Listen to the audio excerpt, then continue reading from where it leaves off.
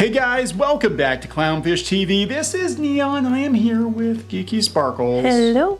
And we're going to talk about Lord of the Rings, The Rings of Power, coming in third place its debut week. Yes, behind She-Hulk. Behind She-Hulk. I mean, I get coming in behind House of the Dragon, which it did, but also behind She-Hulk. So, She-Hulk twerking trumped Galadriel. Well, that wasn't twerking that time, was it? Was that the week she was? Well, it might have been the week she was twerking. I don't know, but I'm just saying, like, more people are willing to watch She-Hulk, which is a very mid Marvel show in terms of viewership, than Amazon's billion-dollar Lord of the Rings show. They're just watching for Cox. They're waiting for Cox to come. But apparently Cox has showed up or is coming. Cox is coming? Yes. That needed to be their marketing campaign. Cox is coming. Mm-hmm. Cox is coming. Anyway, we're going to talk about this embarrassing turn of events. I mean, what happened to Amazon was like, hey, we had record-setting 25 million people worldwide watched the first episode of Lord of the Rings, everybody, honest, and now a third-party Parrot Analytics. Again, I'm not exactly sure how legit they are in terms of, or how vetted they are, but all the Hollywood media outlets are using them as kind of the standard now, because you have to just take these places' words for it that they're getting the views they're saying they're getting. So we're going to talk about this. Yep. Anyway, before we get into it any further, please subscribe for more pop culture, news, views, rants, guys, over 275,000 subs. Woo! Thank you for the support. Speaking of support, your continued support on Crimson Ren is greatly appreciated. Yes. Trying to build up a studio. We're going to make some stuff. This is a prequel to Shadowbinders, which is our long-running webcomic. We've been waiting 10 years to tell this story. This one was pitched, actually. Yep. And some beautiful artwork by Jose Garcia. Some beautiful words by Geeky Sparkles. And myself. I put some words in some people's mouths, too. Yes. I did. But that's okay. I'm a puppet. You put words in my mouth all the time. I did not put words in your mouth. I did not. Anyway, It's a great looking book, guys. It's a PG-13 adventure, and I think everybody will enjoy it. They'll find something to like in this. Anyway, let's talk about this. Amazon's The Rings of Power debut behind both House of the Dragon and She-Hulk, per the Wrap. So all this promotion, all this drama about the Black Hobbits. The Black Hobbits, everybody. Everybody's afraid of the Black Hobbits. From my understanding, that they're the people's favorite part.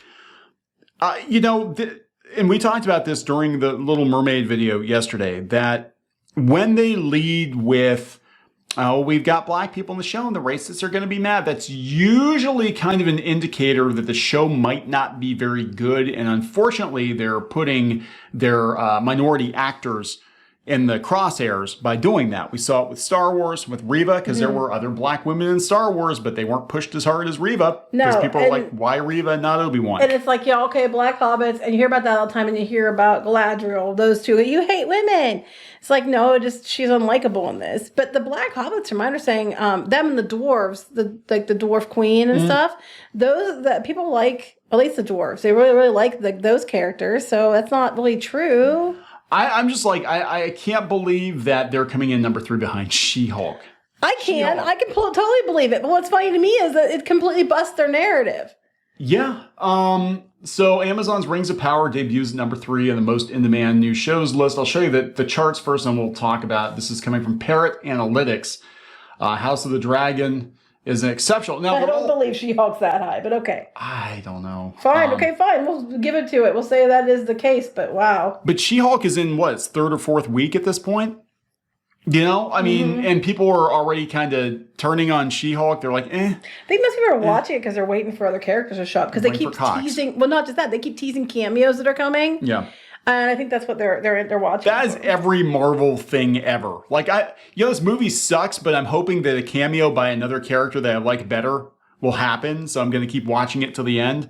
Ironically, Little Demon, there's an animated project in there too. Yeah, Little Demon's in there. There's some controversy about that. People are like, oh, Disney is dabbling in satanic imagery and whatever. But and they're also showing, okay, wait, I want to point this out. They're showing that the arrows, that's up for, so is this the second week? Maybe it's out. It's up, but She-Hulk and House of the Dragon drop some.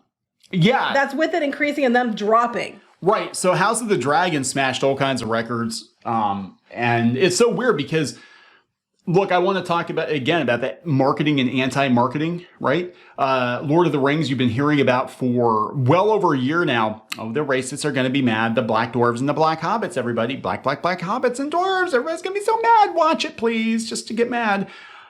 I forgot House of the Dragon was even happening. I knew they were talking about doing a prequel. And then all of a sudden they're like, oh yeah, hey, we're going to make a big announcement at Comic-Con. And you see endless articles about House of the Dragon talk about the black folks they have working. No, you don't. So what this tells me is that you actually knew The Lord of the Rings was a dog shit show. And unfortunately, you put your minority actors in the crosshairs to use them as a promotional tool. I mean, I'll even say that even the She-Hulk, the ones who are making a big deal about She-Hulk and diversity wasn't Disney. It was the media. Yeah, it was the media. Now, Sandman, same kind of thing, though. They tried to lead with, again, show me the visuals from Sandman, show me how close to the comic book it is, show me whatever. And it was like, wow, the racists are mad because death is black. I don't care. Actually, the show, for the most part, I mean, it's a Netflix adaptation. It's a very hard comic to adapt. From what I saw, and I watched about half of it, but from what I saw of it, it actually was pretty okay. It wasn't the greatest, but it was okay. No, the only thing I could think of is the reason people are like, it would be about death being race bet was because wasn't like originally like very gothy. Yeah, so that's the only reason I can see it like that. They were going for that aesthetic. Sandman was huge in the late 80s and early 90s, and death basically became kind of the archetype of what a girl goth was supposed to look like. Mm-hmm. And she actually was based on a real person that Neil Gaiman knew who died of cancer. So, I mean, so people were kind of like, in that regard, I can understand the complaint. I don't think if that had been the case, I don't think anybody cared. But there's a reason why Death looked the way Death looked, which is why people might be upset about it. But other than that, I don't think anybody really cares. Like, they race band characters all the time. People are like, yeah, whatever. Yeah, I mean, it was just kind of weird, though, because that was the narrative around it. Now, in that case, I think it actually did a lot of damage preemptively because they told people, again, you tell people not to watch. Ask G4 how that goes for them. Ask G4 how that goes. And that's kind of what happened with Lord of the Rings. There was such a big deal was made about the ethnicity of the hobbits.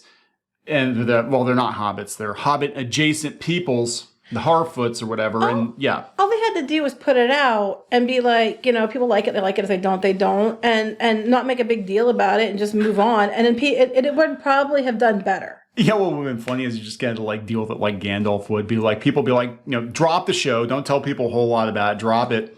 And people are like, they're brown hobbits. And just be like Gandalf, be like, oh, really? Oh, I hadn't noticed. Mm-hmm. Huh. How about that? Yeah. It's just, is the show any good? That's all you had to do. Is the show any good? I mean, you turn people off from the beginning. And I don't think most people would have cared. It's just the way you behaved. Oh, God. So this is what the Wrap had to say. They went into a big, lengthy discussion about it. They're basically like, how did this fail? And I think a lot of executives at Amazon are going to be asked that question. Jeff Bezos is going to ask them, how did this fail? Elon Musk is going to make fun of me again. How did this fail? And it's not a failure. I mean, any other show, it would have been a slam dunk, but they spent so much money on this thing, right? Amazon's Lord of the Rings, Rings of Power made its entrance in the breakout show's ranking this week. Its first full week of data since Amazon released the first 2 episodes, it registered 34.8 times the average. So that's actually really good. Amazon's strategy of releasing 2 episodes in its first week wasn't quite enough. So 2 episodes in the first week wasn't enough to overcome. 2 episodes. Yep, overcome the head start by both Disney's She-Hulk and House of the Dragon. They had 2 episodes and it still didn't come. And it still didn't perform. Again, for any other streaming show, it would have been great. But yeah, She-Hulk, even the viewership on She-Hulk is mid-tier for a Disney show. So like, yeah, it's been one of the lower performing Disney Plus ones. It's like a B, C list show, and you couldn't even that's bad. Get it up paying for She-Hulk. Well, to be fair, a lot of people aren't able to get it up for She-Hulk. Instead of Winter is Coming, Cox is coming. Cox is coming, everybody. That's the only reason. Honestly, that's what people are waiting for. Yeah, so Sandman's almost dropped off the top 10. And I do think Sandman got a bad rap. I do. But again, that was the case of you told people not to watch the show. You actively told people not to, well, if you don't like death being black, you're a racist. Don't watch it then. Guess what? They didn't watch it. But this is the critical and audience scores. So House of the Dragon's pretty even, 85 and 85. Mm-hmm. She-Hulk, for all talk of review bombing, 40 and 88. And Lord of the Rings comes in third place again, 84 and 39. Well, one of these things is not like the other. It seems like the critics, because they're too busy being caught up in diversity. They're not actually looking at if it's good.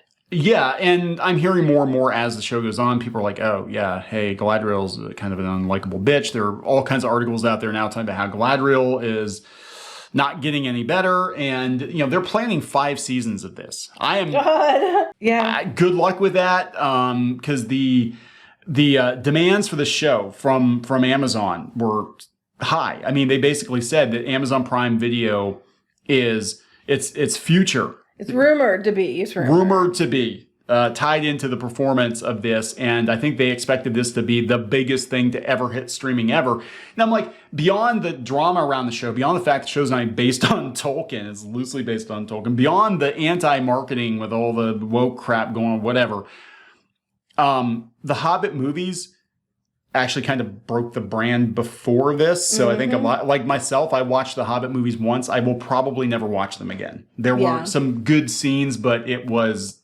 not good. And the franchise is kind of ruined for me. I don't give a shit. A lot of people don't give a shit. That's why it came in third place. And again, just back to this real quick. I'm not going to go into all these stupid articles that are being written to defend the show. It's basically, if you don't watch it, you're a racist. If you don't like it, you're a racist. And it's tiresome. It's old. We know the game, how it's being played. This sentence doesn't make it. The demand to keep politics out of art is too often a demand for art to conform to conservative politics. That's kind of like an oxymoron. We're going to keep politics out of art, but because it has to conform to conservative politics. That doesn't even make sense. Newsflash, Tolkien was conservative. He was a Christian. He was a Catholic. Beyond that. They're just saying we keep politics out of art. Politics is the demand to keep because it's only for conservative politics. This is stupid and not true. And meanwhile, they keep shoving politics into all these things when they don't need to. And that's what's turning off audiences. It doesn't matter if you're a Democrat or Republican. They keep equating everything. Everything in the world boils down to those two things, according to these news outlets. People just don't want to be lectured at. They just want something fun. And they would have liked the show if you hadn't been constantly shoving it down their throat about diversity and inclusion before you launched it. Just put it in there and release it. It would have been fine. Yeah, and yeah. It's politics in our shit. Yeah, again, people are over it. They're tired of it. They're starting to see... a white guy. Yeah, I'm sure.